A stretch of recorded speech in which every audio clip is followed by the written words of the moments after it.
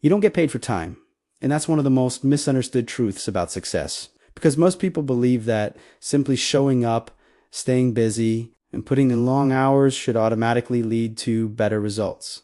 But time itself is neutral, and everyone receives the same 24 hours each day, regardless of talent, background, or ambition. What creates the difference is value. Income, opportunity, and recognition always follow improvement. Not improvement in the economy, not improvement in luck, and not improvement in circumstances, but improvement in you. That's the shift most people never make. They wait for raises, promotions, breaks, or permission, hoping that time alone will change things. But nothing moves because growth doesn't come from the calendar. It comes from development. To earn more, you must become more. The marketplace doesn't reward need, effort alone, or good intentions. It rewards solutions, contribution, reliability, and measurable results. You can want a better job, more money, or more freedom.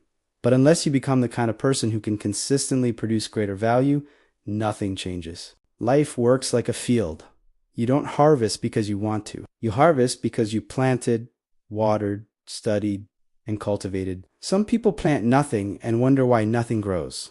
Others plant a little and get a little. But those who invest in learning, discipline, and skill development see their results multiply over time. That's why wishing things were easier never works. But choosing to get better always does. When you stop measuring your worth in hours and start measuring it in value, everything begins to shift. Two people can work in the same place for the same amount of time and receive completely different outcomes simply because one brings focus, discipline, skill, leadership, and consistency, while the other only brings effort. Skill may get you noticed, but character keeps you trusted, and reputation is invisible value that travels ahead of you and lingers long after you leave the room. Long before your paycheck grows, your mindset must grow. Long before your circumstances improve, your habits, standards, and philosophy must improve. Success is not something you chase. It's something you attract by the person you become.